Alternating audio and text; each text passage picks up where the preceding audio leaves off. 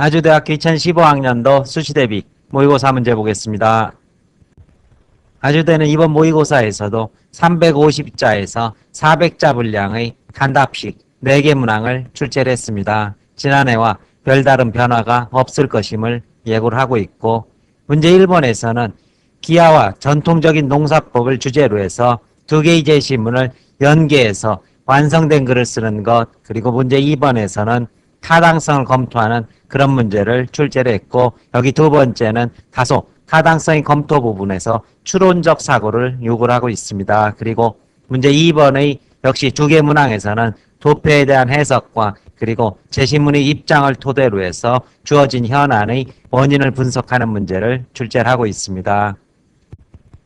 이번 모의고사에 대해서 대학 측은 문제 2번에 대해서는 예시 답안을 공개를 하고 있습니다. 그런데 문제 1번은 서술 방향만 지시를 하고 있는 만큼 문제 1번에 대해서는 학원 측에서 답안을 작성했습니다. 먼저 1번의 2개 문항에 대한 답안 보겠습니다. 문제 1-1에서는 가나를 순서에 따라 연계해서 한 편의 완결된 글이 되도록 요구를 하고 있는 만큼 제시문을 인용해서 서술하지 않고 제시문을 2개를 내가 글을 쓰듯이 자연스럽게 이어붙이면서 답안을 작성했습니다. 따라서 이 문제에 있어서는 가에서 말하는 문제점을 어떻게, 나에서는 한 가지 해결 방식을 보여주고 있다. 이러한 식의 논리적 연결 흐름을 보여주시면 될 것입니다. 답안 보겠습니다. 식량 부족은 기하를 초래한다. 무엇보다 예측이 어렵고 환경이 척박한 소규모 전통사에서 식량 부족이 빈번하게 일어날 수 있다. 식량의 저장도 어렵고 잉여 식량도 많지 않기 때문이다. 또 좁은 지역에서 식량을 구해야만 하고 운송수단이 취약해 식량의 원활한 유통도 어려워 식량 부족 문제가 발생해도 쉽사리 해결되지 못한다. 이에 대해 전통사의 모습을 유지하고 있는 칼라리 사막의 콩족은 공유와 공평의 원칙을 통해 이를 해결하는 방법을 보여주고 있다. 이것이 2개의 제시문을 이어주는 문장이라고 볼 수 있을 것입니다. 식량을 개인 소유로 할 경우 식량 확보의 안정성이 떨어지기 때문이다. 개개인에게 맡길 경우 초래되는 사냥과 채취 불안전성을 집단적 차원에서 공유함으로써 실패 확률을 최소화하는 것이다. 또 공정성은 공유를 지속적으로 유지하는 수단으로 작용, 일종의 관습으로 자리매김하면서 개인적 소유권을 초월하는 제도로 정착되고 있다. 이러한 답안을 작성을 했습니다. 문제 1-2에서는 유기니 원주민의 농사법이 앞에 나온 요약문의 문맥에 따라서 판단했을 때 타당한지 아닌지를 밝히고 그 이유를 서술하라. 이런 요구를 하고 있습니다. 그런데 다에 나오는 유기니 원주민들은 집중된 경작지에 농사를 짓는 것이 아니라 다양한 곳에 경작지를 분포시켜서 농사를 짓는다고 이런 서술을 하고 있습니다. 따라서 이것은 표면상으로 보면 효율성이 떨어지는 듯 보이지만은 위험을 분산시킴으로써 한두 군데의 농사가 망쳐져도 다른 군데를 통해서, 다른 농사를 통해서 생존 확률을 높일 수 있는 그런 방법이라는 면에서 위험을 회피하고 있고, 따라서 위험 회피 전략이라는 측면에서 앞에 문제 1-1의 핵심 주제와 맞닿아 있다. 이런 서술을 해주시면 될 것입니다. 답안 전개 보겠습니다. 다에서 느기니 원주민의 농사법은 위험을 분산하려는 전통사의 농사법의 하나로 이해할 수 있다. 따라서 전통사에서 공유가 아닌 방식으로 식량 부족의 문제를 해결하는 방법이 된다. 여기저기에 밭을 흩어놓는 까닭은 예측하기 어려운 강수량, 강수시기, 병충해, 도적질 등으로 수확량이 불확실한 만큼 위험을 다양하게 분산하는 행위로 이해할 수 있다. 이는 경작지가 한 곳에 집중되었을 경우 경작의 편리성은 보장될 수 있지만 그 위험도 높아지기 때문이다.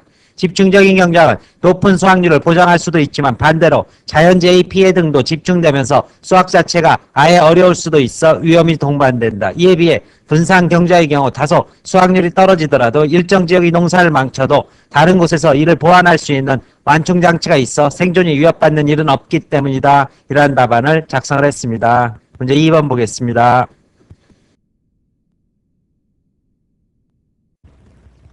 문제 2-1에서는 제시문을 토대로 사례를 분석하라. 이런 요구를 하고 있습니다. 그런데 제시문 가와 다에서는 타인의 존재가 수행의 결과를 높인다는 그런 주장을 하고 있고, 나와 라에서는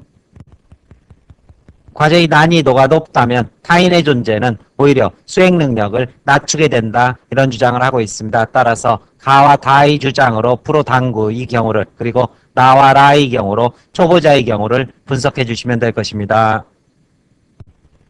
문제 2-2에서는 프로 선수와 초보자의 수행 차이는 무엇에서 비롯되는가 이렇게 묻고 있습니다. 따라서 여기에 대해서는 여러 가지 서술이 가능하게 될 텐데 일단 주된 서술의 골격으로 볼 때 일단 첫 번째는 과제의 난이도에 대한 체감이 서로 다르기 때문이다. 이러한 서술이 가능할 것입니다. 프로 선수에게는 과제의 난이도가 낮은 것으로 느껴지고 초보자에게는 높은 것으로 느껴지면서 타인의 존재가 미치는 영향이 달라지게 된다. 그리고 두 번째는